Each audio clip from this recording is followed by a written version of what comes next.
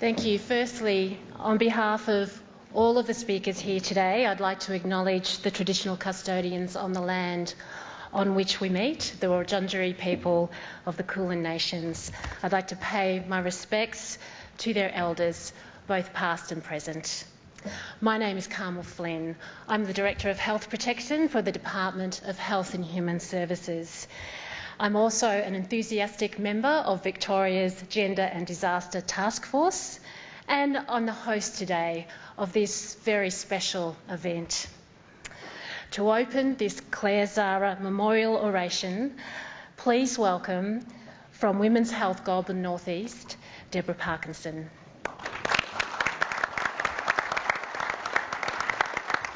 This is a fine event and a fitting conference within which to remember our dear friend and colleague, Claire Zara, and her legacy to the emergency management field. A warm welcome to Claire's friends and family who've travelled to join us for this significant tribute. John is here from Wangaratta and Claire's daughter Sarah from Brisbane. Our sincere appreciation to Steve O'Malley from the Metropolitan Fire Brigade, Mark Sweeney, Tony Poole and the conference organisers who responded so positively to our request for this inaugural Claire Zara Memorial Oration. Its inclusion as a plenary session with everyone in the room here today is testament to Claire. It's evidence too of a growing urgency from the emergency management sector to understand the implication of gender roles to health, well-being and equality. When Claire spent days on the phone at Women's Health Goulburn North East soon after Black Saturday, finding out who to talk to and how to help, it was the first step in her journey of discovering the deep relevance of gender to disaster experience. Equally, it was her first step in a substantial body of work that's brought this defining issue to the table. In 2009, there was little literature on gender and disaster in Australia. Claire's motivation for venturing into these largely uncharted territories, as always, was to make a positive difference to people's lives. Claire recognised injustice and spoke up. She saw something and she did something. Like the women she interviewed, Claire wanted system change to prevent women in future disasters suffering in the same way. She wanted case managers to be trained to recognise domestic violence and know how to refer. She argued for effective services to be in place to deal with referrals, and she strove for attitudinal change. She wanted professionals and community members to hear women speak of the violence against them, even if it was hard to hear, because men were suffering after Black Saturday. And these were our boys, good men, heroes. Her open and inquiring mind meant she was keen to hear from men too. There were other stories to hear, and feminist that she was, Claire meant to hear them. After these interviews, Claire wanted greater freedom for men to speak of their pain beyond the walls of an interviewing room. She advocated for more effective services for men and more supportive employer responses. She felt so strongly that she began work on her PhD at Monash University, greatly impressing the panel at her confirmation milestone last November. Her topic was men's experience of health and well-being during and after Black Saturday. After a lifetime of observing, thinking, reading, studying and living, Claire's insight distilled the essence of the problem. And distill she could. She could write the catchy headline or astute phrase that resonated with people. She could cut through and communicate with panache. It is truly a loss to international disaster studies that Claire can't continue her path-breaking work, a term used by the international foremost disaster and gender scholar, Elaine Ennison, about Claire's work with men. As her family and colleagues well know, the work was not easy. Vicarious trauma follows the immersion in people's stories that characterises qualitative research. And Claire took it even further, pushing research into practice.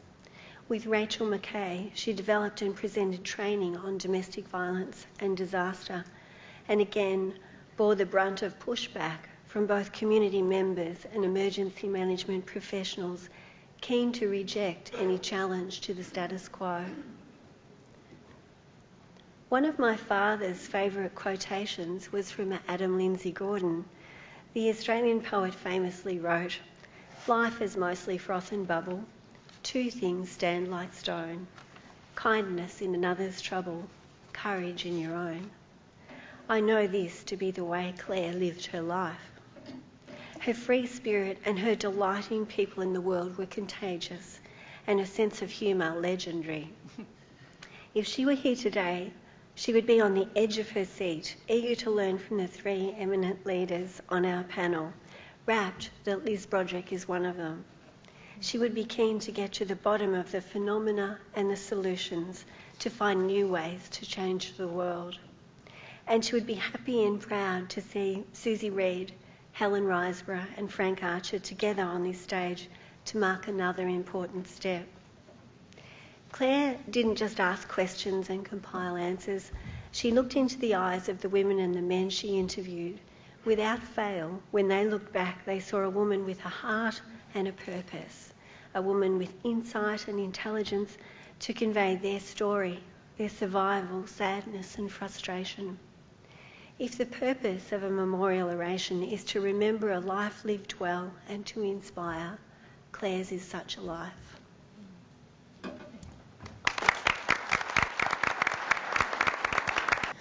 It is a very special occasion, and the next session also marks a milestone for those working in the area of gender and disaster, and that is the launching of the Gender and Disaster Pod. Women's Health Goulburn North East and the Monash Injury Research Institute have been particular drivers of this important work. So to launch the pod, please welcome from Monash Emeritus Professor Frank Archer, and from Women's Health Goulburn North East, their CEO Helen Riseborough, and to speak Executive Officer Susie Reed.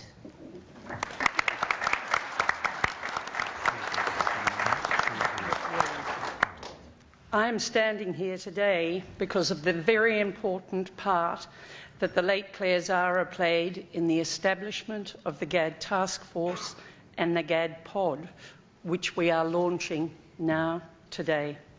Claire was as much respected and admired member of the Women's Health Goulburn North team, of which I am their executive officer, and who was a passionate feminist researcher who loved to gather and present the voices and stories of vulnerable women and men to improve outcomes and make a difference. Claire was an extraordinary character. She was, as I have mentioned, a staunch feminist and a very, very funny, charismatic woman who had a great ability to engage with anybody and everybody. We welcome her family and friends here today, especially John and Sarah, her daughter. Claire was, as they say, a mover and a shaker. And I have to tell you, when I typed it in, it said shocker, and she was that as well, as we well know. And she played an enormous part in the momentum that has led us here today to this launch. The launch is a testament to also the vision of the three organisations, to Helen from Women's Health in the North and Frank from Monash Injury Research Institute, and their boards who have supported us. Equally, it reflects the broader support of around 25 leaders within the emergency management sector who sit on the GAD task force, which I co-chair with Craig Lapsley. These senior representatives come from emergency service organisations, from academia, non-government sector, and of course community.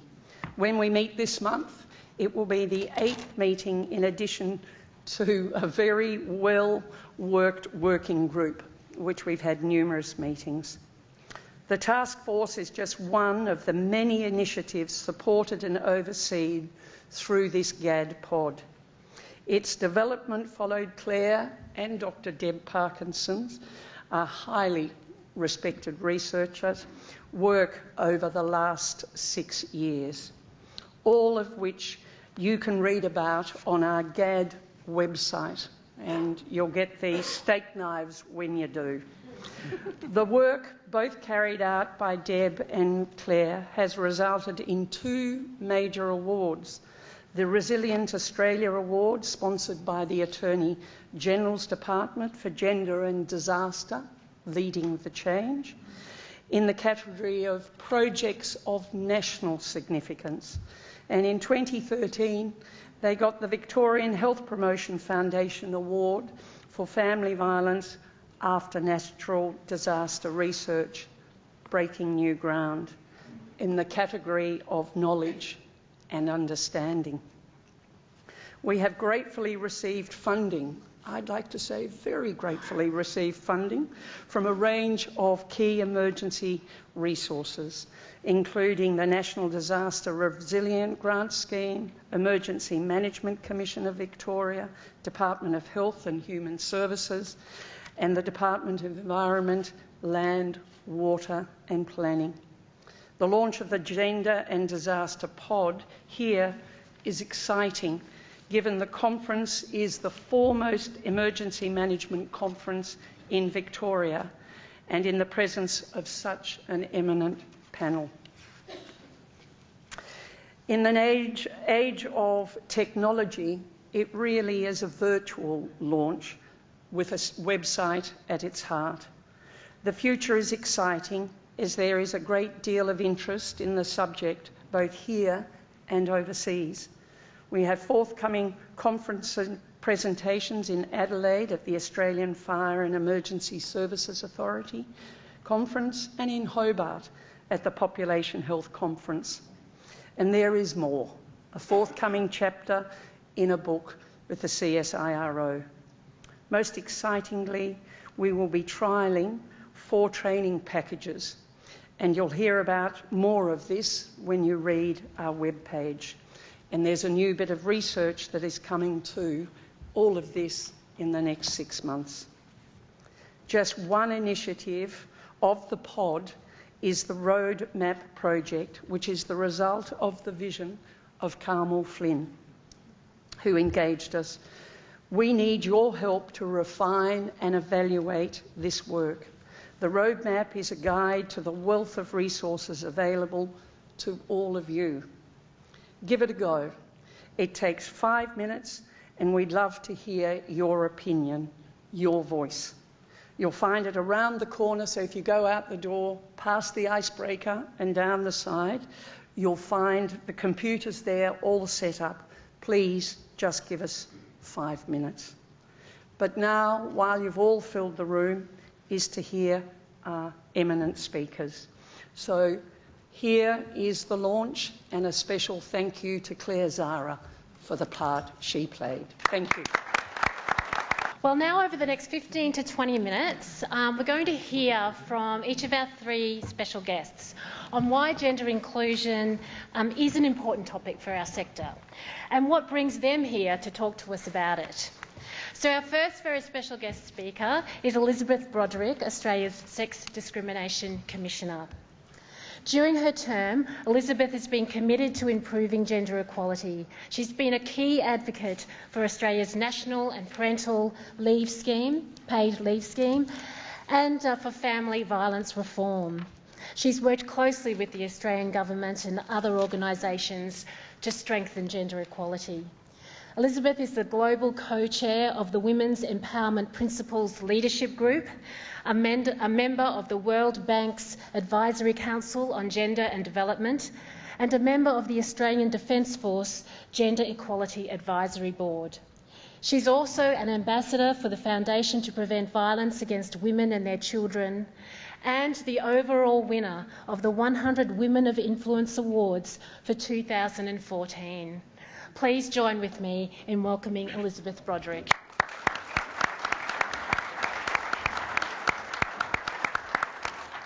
thank you very much, Kamal, for that beautiful introduction.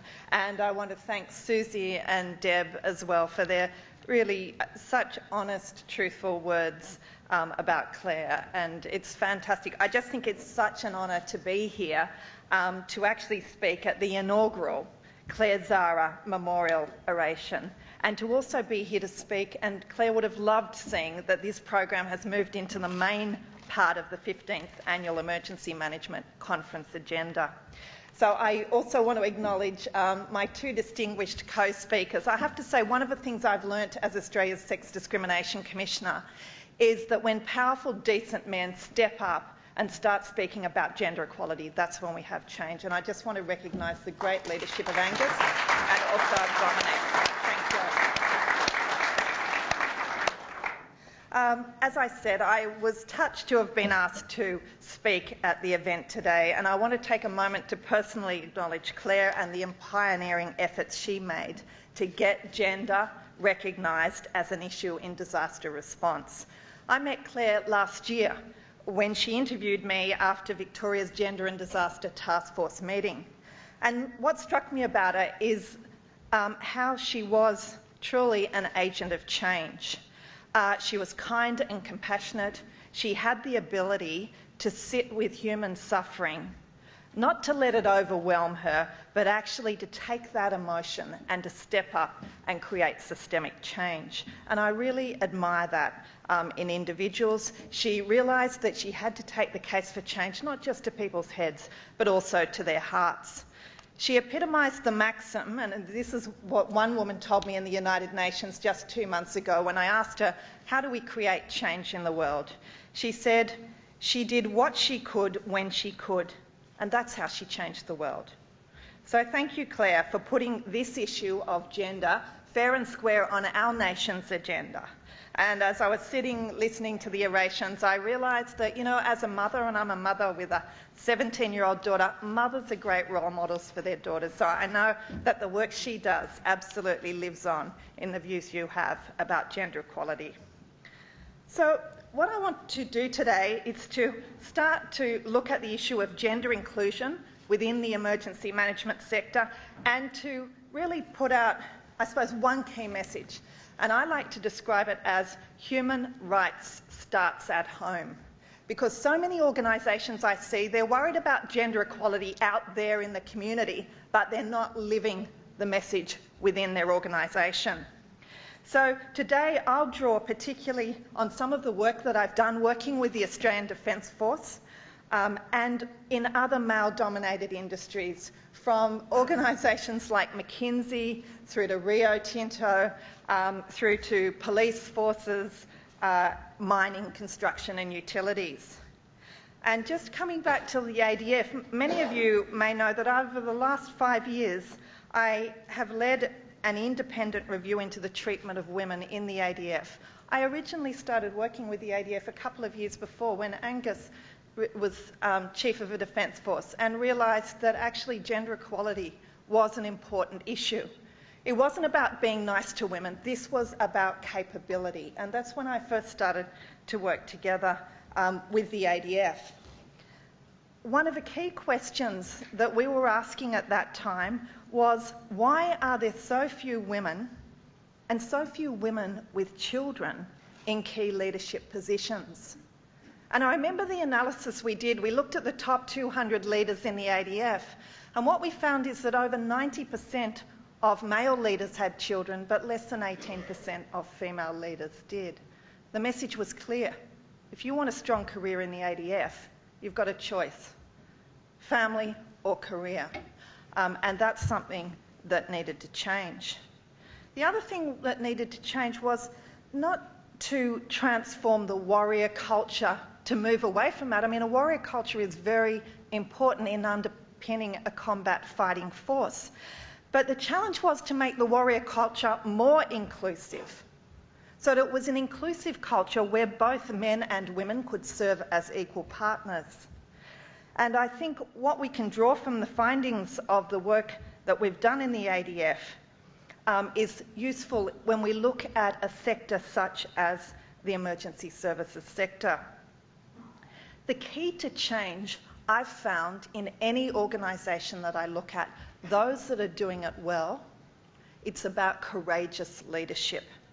Leaders who understand the imperative for change, who get it both head and heart, personally committed to it, who implement positive and sustainable strategies, and who hold those who undermine change or who demonstrate unacceptable attitudes and behaviours, hold them to account. They're the leaders that move forward. And this is true for leadership, not just at the CEO and most senior levels of the organisation. We need leadership in the middle ranks, those who lead teams and units. Indeed, those who sit in the middle of the organisation, they're the keepers of your culture, the cultural ambassadors. They are the ones that set the tone. So if they don't get on board, then it's very, very difficult to move ahead. One thing that struck me when I was preparing for this speech is it's very hard to get the data about the numbers of women in the sector and exactly where they sit.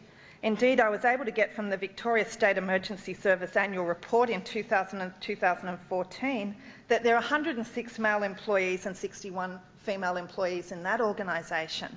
But I wasn't able to understand where those women sit. Are they in particular jobs or roles? Are they sitting at the most senior levels or the more junior levels? I think the starting point to moving ahead is getting the numbers and making them transparent.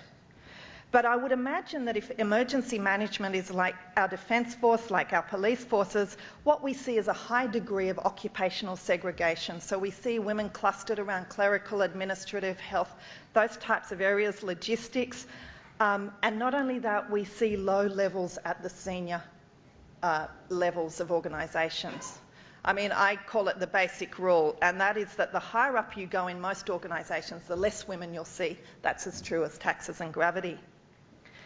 So it's the same picture in many male-dominated industries.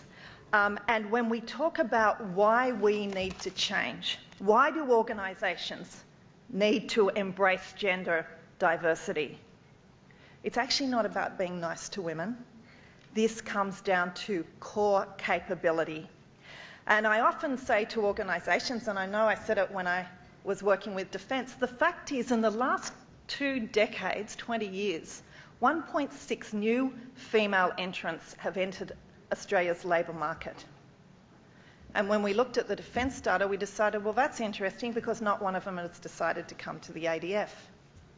Of course they came to the ADF, but they came at the same rate that they left. So indeed, we didn't see any uplift. And I can't tell without some more detailed analysis of and some greater ability to get the data, but I would posit that that's probably a reasonably similar picture in the emergency services area. So when it comes down to it, this is about talent. It's about capability. And just to give you one story of that out of the ADF, I often asked, why is it that women need to come into infantry? That was a question that was asked of a Chief of Army, Lieutenant General David Morrison, not so long ago when he was with his troops beyond the wire in Afghanistan in Oruzgan province. And he said to his troops, he said, look, can I ask you, you've been out here for several months, how many of you have actually spoken to an Afghan woman? Well, not surprisingly, the answer was 0, for a whole variety of reasons, part of which are cultural. So the Chief's question back was, well, how can you provide human security for the entire population when you can only speak to half the population? That's a capability issue. And increasingly, when we see about the inclusion of women in male-dominated industries, it's about capability. Not only that, the data is absolutely clear. It doesn't matter what study you look at, greater levels of gender diversity, particularly at the senior level, are correlated with better performance. Not only that, if we could fix this picture here in Australia, what we do know is from some recent research, if we could close the workforce participation gap between men and women by 6%, that would deliver around $25 billion to our economy. So what I've seen encouragingly over the last few years is that many leaders are stepping up in male-dominated industries because they've recognised they need to access the best talent. So they're doing something more than just turning up the volume on the standard modus operandi. they're doing three things. Firstly, they're stepping up their leadership on this issue. They're making it a top priority. They're looking at what I say, how I act, what I prioritise and what I measure. 4 aspects of their leadership, and they're asking themselves, am I being the leader I need to be on this particular issue? They're holding others to account, and they're exiting people from their organisations who fail to live up to the values around inclusion and respect. So that's the first thing they're doing. The second thing they're doing is they're disrupting the status quo. They're doing that by recognising that if we don't actively and intentionally include women, then the system will unintentionally exclude them. That's true because most organisations are deeply rooted in a male way of being, a male norm.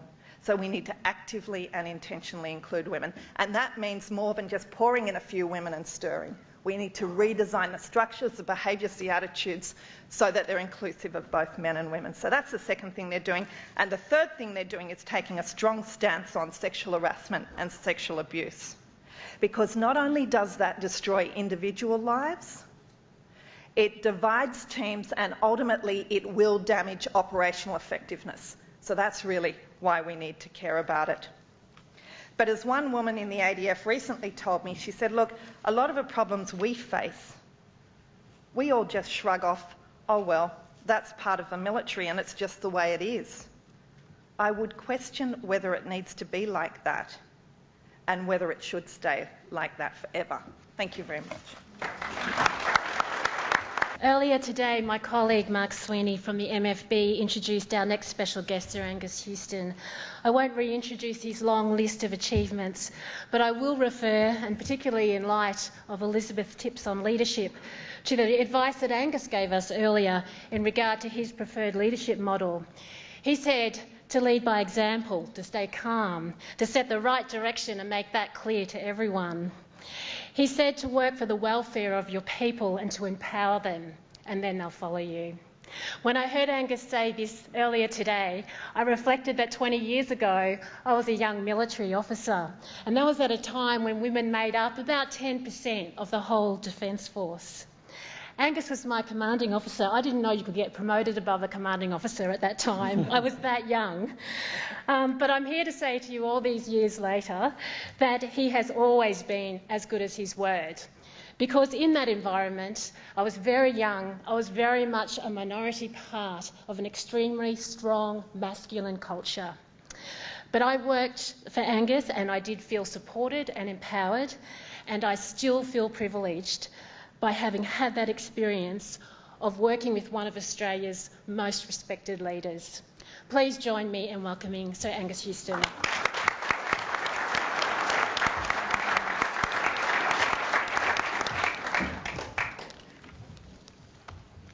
Well, for the second time today, I'm up here. Can I start by first acknowledging Claire Zara's family? I'm deeply honoured to be able to speak at this very important occasion, and I pay my respects to you for a wonderful lady who was courageous and a great advocate for women throughout her life. And I think it's very sad that she's not with us today. In terms of the panel, I'm obviously I know Elizabeth very well, as you've already heard, and I'd also like to acknowledge Dominic. I think what I might do is just a few reflections. I remember very well when I was with Carmel all those years ago, and at that stage we only had a couple of women pilots on 86 Wing, which is the biggest wing in the Air Force. And those young women had a torrid time entering what was a very blokey culture, a long time male-dominated culture. They needed a lot of support and a lot of help. In terms of leading by example, I can remember insisting on having a flight with Linda Corbould, who was the most senior of the women that were coming through, and flying as her co-pilot. I thought it was very important that the commander of the wing should fly with a very talented, very able pilot as co-pilot. And I remember that night very well. We flew at night, and she was magnificent. And it's important that leaders lead by example, and that's the sort of thing that I did very early on. When I became Chief of the Air Force, I ran into a few people that I knew, young women, who'd, and I agree with everything that Elizabeth said about it's a family or it's a career. And I ran into a couple of young officers who just had children. And I said, oh, how old are your children? Oh, they're at school now. I said, well, why aren't you back in the Air Force? She said, oh, well, it's too hard. I'm not allowed to come back part-time. Can you imagine that? And this is in the early 2000s. So I went straight back into my people and I said, we're missing out on a lot of great talent with this stupid policy of restricting people who come back into the workforce with full-time service. So lo and behold, Jane came back part-time.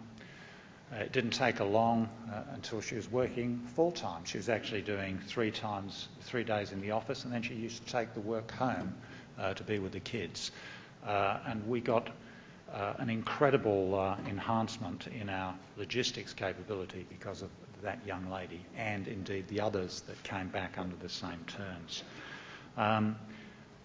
One of the things that really used to frustrate me about defence was that we actually got the culture, we actually got the terms and conditions right, the conditions of service right. At the time, no organisation in Australia had better conditions of service for women than defence. The problem was that down at the lower level, the commanders were not implementing the policy. And there was a lot of what I would call unconscious bias, and maybe some quite deliberate bias against women. The sort of thing that used to happen, a woman would get pregnant, she'd go off on maternity leave, and then when she came back, she was less senior than those who were in her cohort because she'd taken time off. What a travesty. We've changed that around now. If a woman goes off and has a baby, she comes back and she retains her seniority. She doesn't go backwards. But that was the sort of nonsense that was evident when I was Chief of Air Force and when I first became CDF. And we changed the policies to make sure that we were kinder to women. Now, as CDF, when I got into the job of CDF, I'm ashamed to say that we had 1 2-star, 1 1-star and 7 colonels. So a total of 9 senior officers who were women in the Defence Force. By the time I left 6 years later, with the great help of my reference group, and Elizabeth was one of those reference group, I might add the other ones were Christine Nixon, Sam Moyston, Christine Charles, Margaret Gardner and Elizabeth Proust. Quite a few Victorians on that list actually. Very enlightened ladies, and they gave great assistance to me in dealing with these, I think, very challenging issues at the time. Well, by the time we left, we had, there'd been 3 ladies who'd been through and had achieved General Officer rank. There were 7 1-stars and there were 30 colonels. We had increased from 9 to 38, an increase of 29, the participation of women at the senior level. But it didn't stop there. The journey continued. In 2015, I checked the statistics the other day, we've got 2 women who are 2-star, 11 who are 1-star and 53 colonels. So we're now up to 66 women who are at senior officer level. We've gone from 9 to 66 in 10 years. Now, I think that is an achievement, but the point I want to make today, this is a long journey. It won't be done in, one command term, one chief commissioner's term. It's something that has to be ongoing, and I absolutely agree with you, Elizabeth. It's about leadership. Leadership is the lifeblood of every organisation that is successful that I know. If you have good, strong leadership, you get good outcomes. And I must say, we can't throttle back in the ADF at the moment. We can't say, and I'm not in the ADF anymore, by the way. I'm closer to the Victorian Police than I am to the ADF at the moment. More on that in a moment. But essentially, we've got to keep working to increase the level of participation in women. And just to give a sense of how hard it is, if we look at the overall participation levels, that's all women in the ADF. Carmel mentioned 10%. Well, where we've got to at the moment is the following situation. In the ADF, we've gone from 10% when Carmel was a young officer, 20 years ago, Carmel? By 2010, it was 13.6%, and in 2015, it's 15.3%. I might add the biggest jump in recent times has been Army. Now, one of the things I did when I was CDF, and there was a lot of organisational resistance to this, I recommended to government that women should have the opportunity to join the arms corps in Army. There were restrictions against them being infantry, artillery, armour, all of these things. And after a very good discussion and strong recommendation from the Women's Reference Group, I went to government. I said, we need to change the policy. Women need to be able to go to combat if they so desire, or into the combat cause if they so desire. There'd always been this hurdle that was put in front of women, and it was something like this: women aren't strong enough to carry an 80-kilo pack, or they can't do this, or they can't do that because they're a woman. Well, gender should never be a discriminator. The discriminator should be physical capacity to do the job and intellectual capacity to do the job. And there are many women in this day and age who have the physical capacity to do everything that a man can do. And those women, if they want to go into the ADF and do those very demanding combat corps jobs, they should be allowed to do so. And indeed, that is what is happening now, thanks to the very strong leadership of David Morrison and David Hurley, and of course now Mark Binskin and Angus Campbell. So we're on the right journey. It's a long journey, and it's important that we go through to finish that journey. And I agreed with everything that Elizabeth said about the ADF. And it will require active, constant leadership and a very inclusive culture, not a blokey culture, an open culture that invites both men and women to participate in the exciting business that has to be performed. Now, just a couple of other observations. I help Victorian Police. I sit on the Command Executive. I'm chairman of the Corporate Advisory Board. I saw a wonderful leader, Ken Lay, who is very much in the right space as far as participation of women is concerned. And in the middle of today, I was actually at the Command Executive, and we looked at the figures for recruitment. 50% of the recruits in the Victoria Police right now are women. The other 50% are male. That's what we need, because as Elizabeth said, the Victorian Police now have full access to the whole Victorian community, not just 50% of it. So that's important. I'm also chair of Air Services Australia. We have, unfortunately I should have brought a slide, but we're having great difficulty getting women into the firefighting business, the Aviation Rescue and Recovery Service, or ARF as we call it. Now, One of the things that we've done in recent times is we are actively intervening to make sure that we don't exclude women. One of the things we've done, we've looked at recruitment end to end, and we've just checked that there's no unconscious bias against women. Again, it's about physical capacity. So we've got to target the right women. So the advertisement that's gone out is this. There's a young woman there who's obviously very fit, and the caption is, "Stay fit, save lives." And a lot of women are being attracted to the fire service through that advertisement. And indeed, on the last course, we had, by the way, a year ago, the level of participation of women in the fire service in air services was 1.6%. Right now it's just up to 2.8%, and on the last course, 26% of those who graduated, 3 were women and 3 were Indigenous people. We had excluded Indigenous people too. And that's a huge step in the right direction. But it needed active intervention by the Chief Executive Officer, Margaret Stabe, who many of you might know, a very good woman leader to get that sort of outcome. So why is this important? Well, it's all about equal opportunity.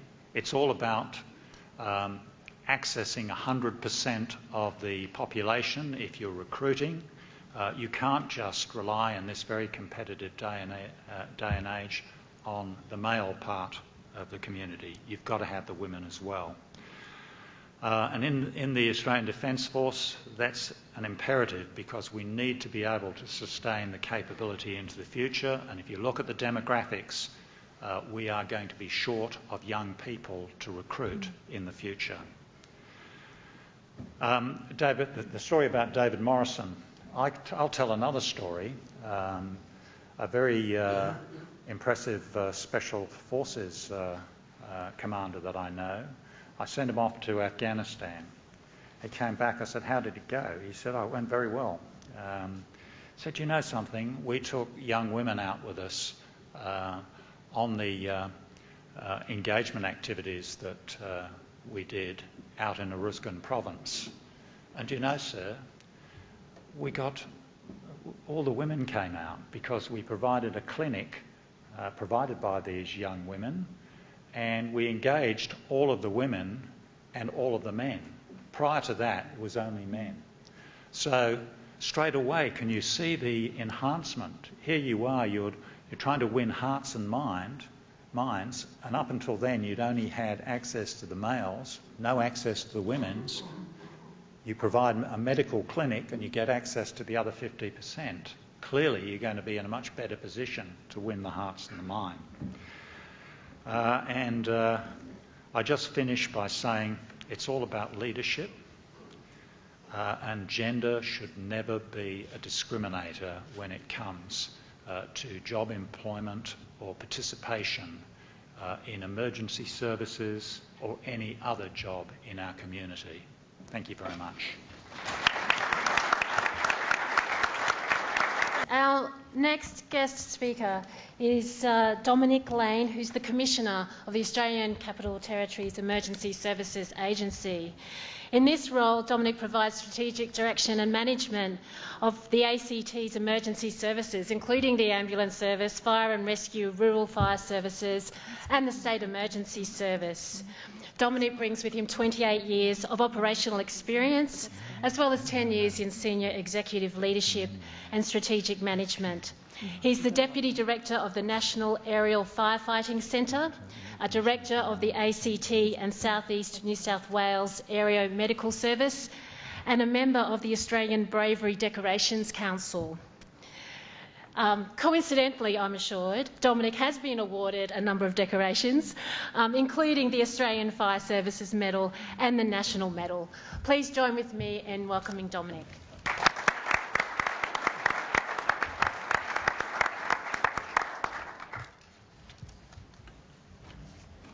Thank you very much, Carmel. It's indeed a pleasure to be here, and not only to acknowledge obviously the wonderful oration in relation to Claire, but the launch of the Gender and Disaster Pod, I think, is a tremendous way forward for emergency services as a whole as we continue to at least start to get better at focusing not just on response to emergencies, but our preparation for and our response and recovery arrangements thereafter. I was asked two questions today which I thought were quite timely in relation to some work we're doing within the ACT. One question is, why is gender inclusion an important topic for emergency management? And the other is, what makes this an important subject for you on both a personal and professional level? So as I turn to the first question, and I thought of the terminology gender inclusion, and I thought of fire and emergency services, and the exact terminology that came to my mind was gender exclusion. Because for the last 100 years, and that's what we've done. I'm not going to say here today whether that's right or wrong or whatever, but our history does clearly demonstrate, particularly in the realm of fire and emergency and even in paramedicine, it has been a male-dominated environment for most of the last century. You've only got to look at the images you've seen in the past of the hero fireman dragging the young woman, beautiful usually, from the burning building to resonate, I suppose, about what we're trying to attract in some of our people in the past. It's a bit sad for me that that particular poster still sits in one of my office's rooms today. But not only in terms of the last century, we could also look to the last 10 years and wonder whether we're making any difference or not. And I'll talk a little bit about that in a minute, particularly in relation to Liz's question about what are our statistics in fire and emergency services. But of course, it's not only in urban fire services where we have diversity gaps. Amongst our volunteer rural fire services and emergency services within the ACT, and certainly what it seems is nationwide, there are still significant gaps. And I find that quite an irony when you consider we rely so much on our volunteer services in our rural and regional areas, where we still continue to pull less than 1/3 of our membership from more than half the population. And surely there's got to be something that can be done there to increase our capacity in this ongoing dialogue I hear about we're losing volunteers in the bush. Well, maybe if we went to all the potential volunteers in the bush, they might not necessarily be the case. I think for me, some of what the other speakers have spoken about are incredibly important. I think everyone in this room, you wouldn't be here otherwise if you didn't understand the importance of diversity comes together for capability. And we know the science demonstrates some of the wonderful work our Bushfire Cooperative Research Centre has done over the last, and Natural Hazards Centre, the most recent CRC, is doing, clearly demonstrates the importance of diversity in incident management teams and in decision making. And we know when we have balanced decision makers, we get balanced and profitable outcomes in all parts of society.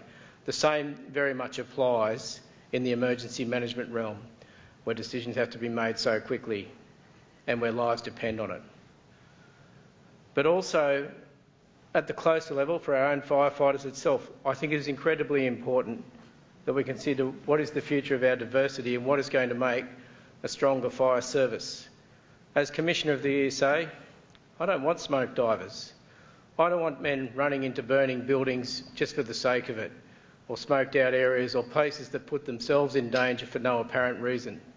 I want good firefighters that can take measured and calculated risks, understand the dynamics of the situation and work towards fully saving lives, not only in a response phase, but as I said before, in preparation and preparedness. And I am convinced that we will only be able to do that properly when we have a more diverse workforce. Some of our stats, they're really pretty embarrassing. In the ACT, we have 2% women in our urban fire service. Across the other sectors, much better, but still a lot of room for improvement. Angus has already spoken about what that means for aviation firefighting and rescue service, and the challenges they face there are very similar to ones we face here in the ACT. One of the more interesting statistics I thought of, last year I came into contact through Steve O'Malley with the Women in the Firefighting Association, which is a wonderful group of people that comes together to promote women in emergency services nationally. I think, Steve, you have something like 138 members. There are 247,000 people working in fire and emergency services here in Australia. I think that's the most telling stat. So we've got a lot of work to do. It doesn't mean not a lot has already been done, and I acknowledge many people who have gone before me that have started to promote this. Many women are starting to come through, but we have too many barriers. When I looked at our statistics within ESA and the 2% firefighters and nearly 30% total average of women across our organisation, where was it in 2006? 2% firefighters and nearly 30% across the organisation. So we have not moved. There's many reasons for that, and we can't go through all of those today. But some of the things that have happened in the ACT in recent times have led this to be a very important topic. So much so that we've made it a government priority and part of our significant reform agenda that we're undertaking within the ESA to increase the participation rate for women, remove the barriers to them and promote our organisation as a wonderful place to work, as indeed it is. But we have been subjected to recent criticism quite fairly in relation to issues in relation to sexual misconduct and sexual harassment. It is something of which, of course, as Commissioner, I am not proud. We're working very hard, though, as an organisation to make sure we don't repeat the sins of the past. And we all know in any organisation misconduct can occur and harassment can occur. I think the most telling thing for ESA was how poorly we actually handled those particular issues, and to a certain extent, embarrassingly, still do to this day. So I suppose I sit here today, I suppose I'm standing at the moment, but anyway, I stand here today in amongst some very eminent people in this field. This is a topic that's very new to me. As you heard there, I've been in this industry for nearly 28 years, but it's only in the last 2 years that these issues have really come to light, and I'm starting to get a much greater grasp of the barriers faced by women attempting to get into emergency services and be promoted from within. We've got a lot of work to do, myself and my colleagues. It's wonderful to see most recently the AFAC board, the Australasian Fire and Emergency Services Authorities Council, agree to take up the issue of gender as a national priority and place far greater significance on that. I think we will still continue to see improvements. We'll work very hard. I won't speak because Erin's going to talk about some of the wonderful things her and her team have been doing in relation to the Women in Emergency Services project in the ACT. But as General Morrison has said to me, it is a hard road to hoe, but we can only start with the first step, and that's what we've taken within the ACT, Emergency Services Agency. I think on the last note, I'll just go back to some of the learnings that I've had over the last 12 or 18 months as I've become much more involved through conferences like WAFA, through our own facilitated workshops we've run in ESA, where it took those for me to truly understand the barriers that women face in our organisation and, dare I say it, in other fire and emergency services nationally. Many of those women do see themselves at the vanguard, but it is a terrible pity in this year of 2015 that that is still the case, and we are indeed very far behind other sectors and industries in both private and government. So we'll continue to do that work and we'll see where that takes us. Thank you very much.